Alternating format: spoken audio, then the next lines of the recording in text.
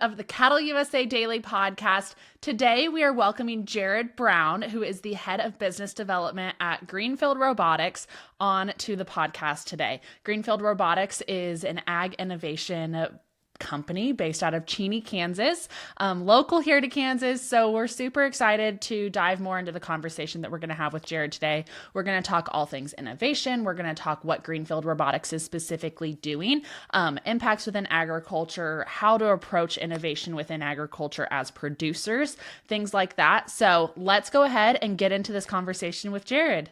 Jared, welcome to the CattleUSA podcast. I would love it if you could just take it away and share a little bit about Greenfield Robotics, kind of what you guys are doing in the agricultural space, maybe a little bit of history background, a little bit about yourself, all the things like that.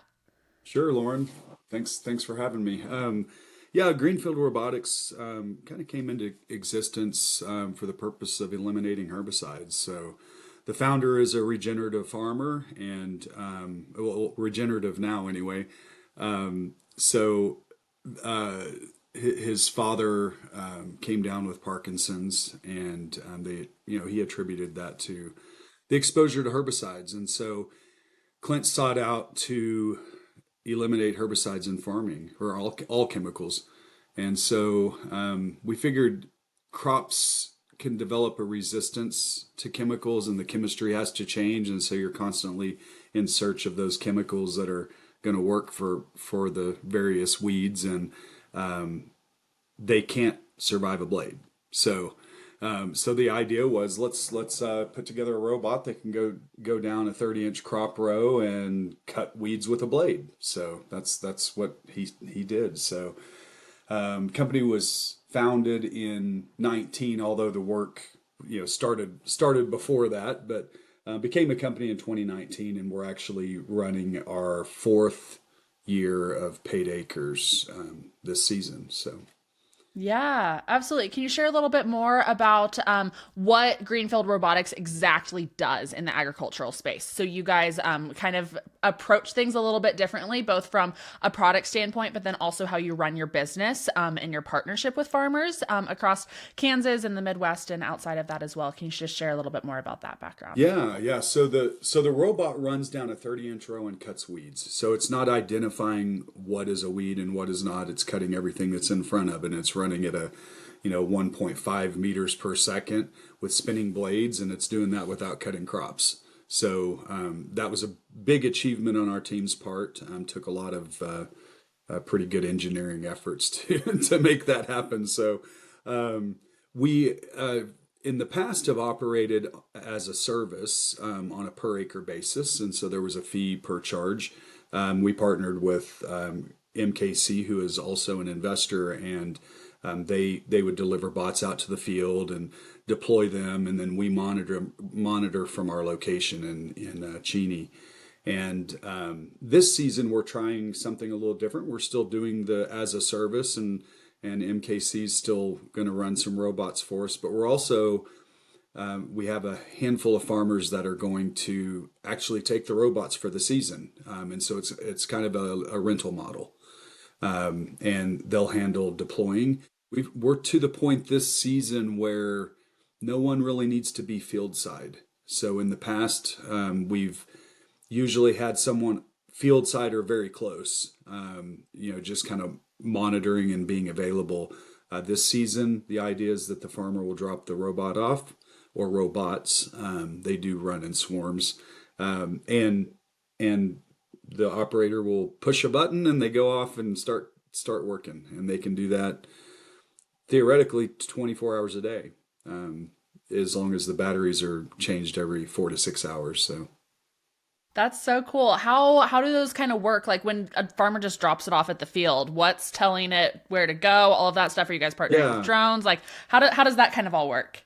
Yeah, so we great question. We survey a field with a drone. That usually happens 20 days after planting, or whenever the crop's 4 to 6 inches tall.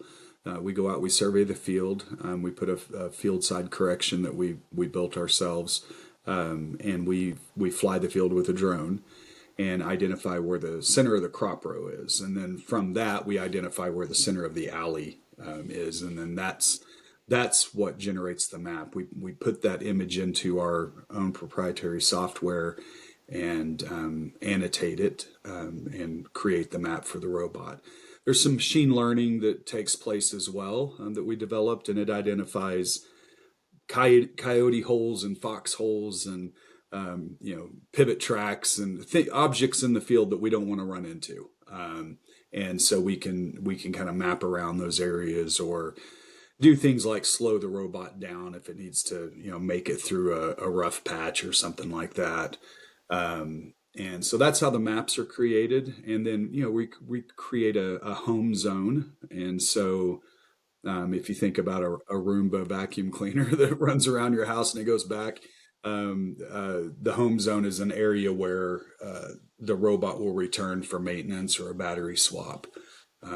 So that's what happens. And in the middle of the night, you could leave them in the field and they could just stop in the middle of the field and kind of sit idle until the next morning, and batteries can be swapped in the morning, then take off again. So they, like I said earlier, they run about 4 to 6 hours, depending on, how much up and down in the field, how rough the field is, how much weed pressure there is. So they'll 4 to 6 hours on between battery exchanges. So. What many are you seeing that like farmers are taking on in a planting season or stuff like that? Just like throughout a season, how many robots are these people kind of like having at their disposal? Are they staying in one area? Are people kind of moving them on a rotational basis from field to field? How's that kind of working? Yeah, I mean, I think it's kind of a case by case basis. We're not letting farmers take like a full fleet this season. Yeah. Baby steps. So Yes. this is our first season doing it this way, and so we're starting off slow. We want to make sure everything's right, but each farmer's attacking it a little differently. So some might have 1 or 2 fields and that's the only thing that they're running. We have one up in Indiana that's going to fly all of their farm and then make the decision, kind of game time where they want it to run, which is actually a smart way to do it. It's almost like an insurance policy. You go ahead, you fly all the acres, you map all of the acres, and then make the decision on the field you're going to run them on based on weed pressure. And sometimes on the conventional farmers the residual works and they don't need to be weeded, and so having that ability to move the bot to another field is a good option to have. So Yeah. I would say that they're all kind of taking them differently. The most we have for a farmer is 5 robots this season, so it's somewhere between 2 and 5 for each farmer. And then we're starting to take pre-orders for 2026. We are sold out, so we have a unique problem of a relatively long waiting list. So Yes, it's a good problem to have for sure. yeah, So for as we sure. kind of like look into the future and stuff like that for just innovations and stuff in agriculture, obviously you guys are innovating in agriculture in a pretty astounding way. You're really taking some really awesome technology that your guys' founder kind of learned in his previous life, brought it back to Kansas, is now Yeah. bringing some really awesome innovation to the agricultural space within maybe your guys' company specifically, but then maybe outside of your company as well. Just talking innovation within agriculture, maybe Yeah. what you guys are kind of seeing, but then also opening up people's eyes to innovation as well. Sure. Yeah, I think a lot of the innovation in agriculture is coming out of two things. One, there's this big movement, particularly with the administration we have now, to eliminate chemicals, so make food healthy. And so I think that's driving a lot of the innovation. Organic, chemical-free, regenerative organic. There hasn't traditionally been a lot of options other than manual labor, hand labor, going out and hand hoeing fields and things like that. And so that's driving a lot of the innovation. So there's a lot of innovation in weed control. For Greenfield, we're adding other functions, so we're beyond weeding. Some of the innovations are spraying, so we're applying foliar feeding. We're going to be testing foliar testing this year as well. So putting an infrared light on. We partnered with Rock River Labs, and we'll be testing to start on soybeans. And so we're doing foliar testing there and hopefully can have real time results on what the nutrient deficiency in a crop is. There's a lot of innovations. The other thing that's driving it is labor cost. So it's chemical reduction and then labor cost. And then I would say the third thing that's driving innovation is people, and this is the benefit for robots, especially greenfields. It's getting harder and harder to maintain agriculture equipment. The machines are getting bigger, and I don't think they can get much bigger. And I think that industry is probably in trouble, because smaller machines like Greenfield are coming along that are affordable for farmers, that are easy to maintain. You can swap out about any part in one of our robots in 15 minutes, and it only takes the ability to know how to use a wrench. So it's not a highly technical function. So I think that the equipment companies are in trouble, because the other thing is that you can kind of stay off the CapEx table with Greenfield Robotics. You don't need to go out and get million, $2 million, $3 million loans for equipment anymore, and they'll eventually be doing everything, I think, except for maybe harvesting. Yeah, which is so cool to think about, like within Yeah, agriculture, that we've come so far so quickly. Like, if you really think about the United States agriculture, like 250 years in existence and stuff like that. And this is right. kind of where we are right now, just in an innovation standpoint of it's kind of crazy for me personally to think about, gosh, where are our kids and grandkids going to be when they start taking over these operations and stuff like that. Like I can't even fathom what's going to be happening then. Yeah. Just crazy how quickly agriculture changes and stuff like that. So as kind of a company within agriculture and an innovation company within agriculture, how do you guys kind of combat some just misinformation out there as an innovation company, and like bringing farmers and ranchers onto your side of like, hey, like we're in your guys' shoes. We're here to help you. Like we're not the bad guys here. We're here to help your job be easier, grow, develop, and stuff like that. Because I think sometimes we can just be stuck in our ways of how we've always done it, and kind of hard to change our minds on certain things. So how do you guys kind of approach those conversations? Yeah, I mean, I would say first and foremost, Greenfield was started by a farmer. Yeah. So, and farmer first is our mentality. We want to make the farmer's job easier, and we're not really, even though labor is one of the driving forces for our company, to kind of solve the labor challenge, it's not to replace people. It's to give people more free time to do other things, rather than sitting in a large tractor in a field for hours upon hours every day. It now gives you the time to do the things that you love to do, and that's figure out how to grow healthier plants and crops, and spend some time with your family, and maybe go on a vacation every once in a while. So that's the first misconception, because we do hear a lot of, oh, you're just trying to take people out, and it's really not about that. It's about giving the farmer the ability to spend more time doing the things that they love, rather than sitting in a tractor and spraying chemicals and being exposed to chemicals.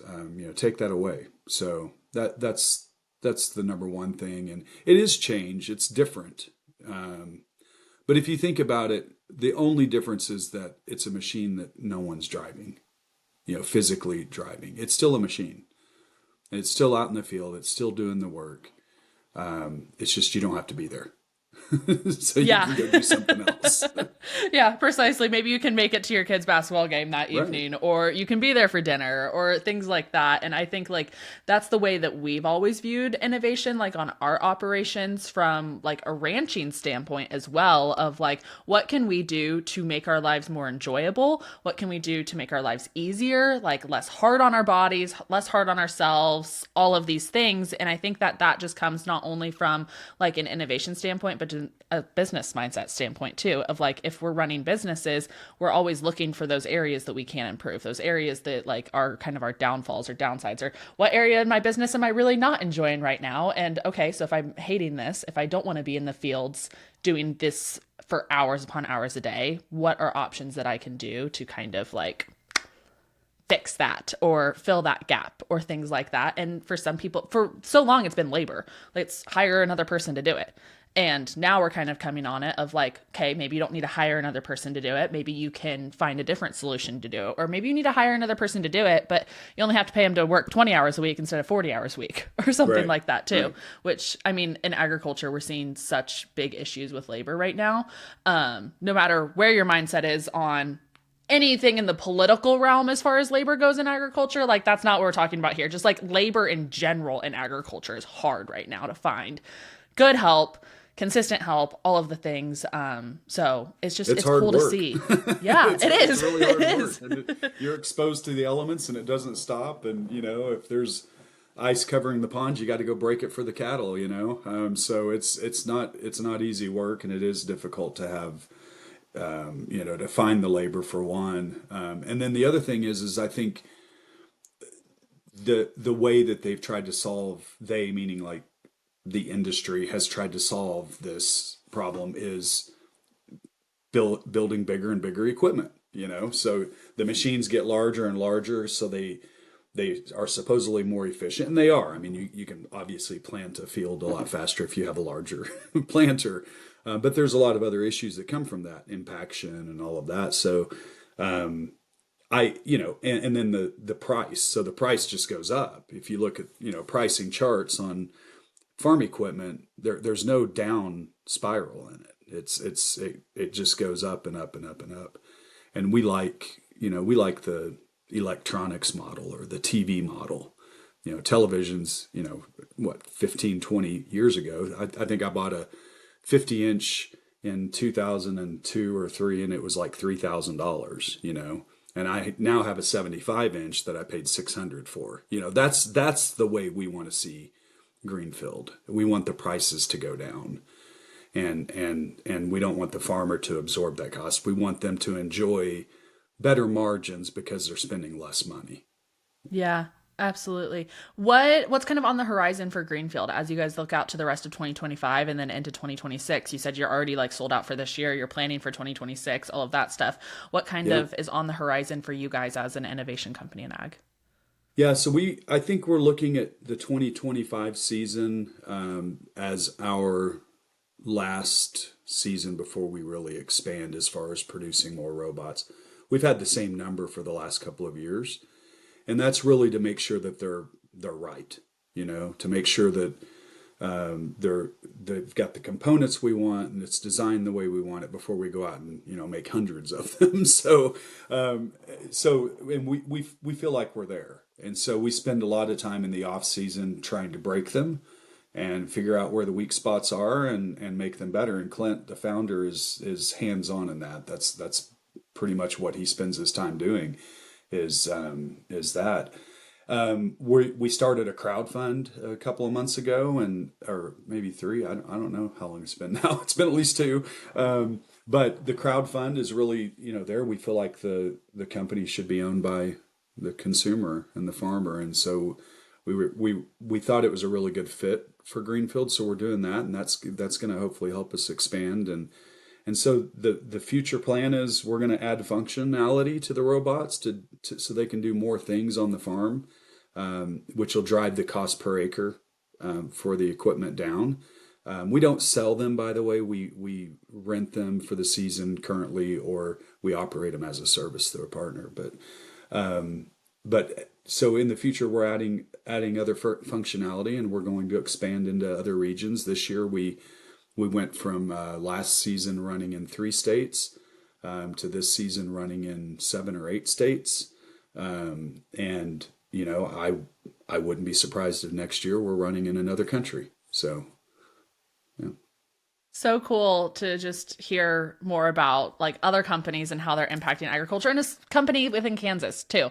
We got on today, and it's nice to be able to talk about things as two people from Kansas and just like the things that are happening right here in the Midwest and stuff like that. So Jared, thank you for your time today. I appreciate this. This was a fun conversation to have, like talking about innovation, talking about new things coming, something that I have no familiarity with at all, but like, it's cool to talk about, cool to learn, all of those things. So Jared, thank you for your time. To all of you listeners out there, I hope you enjoyed this fun, casual conversation with Jared and the Greenfield Robotics team and all of that stuff. We'll have all of their links linked down below if you want to learn more about their company, anything like that. I'll have all of that stuff kind of linked down below so you can go do your own research, go stalk them on all their websites, all the things like that. And if you enjoyed today's episode, please leave a rating, go do your own research, comment, like, share, all of the things. We definitely appreciate. If you enjoyed today's episode, CattleUSA team, and we will see you all tomorrow on another episode. Have a good one, y'all.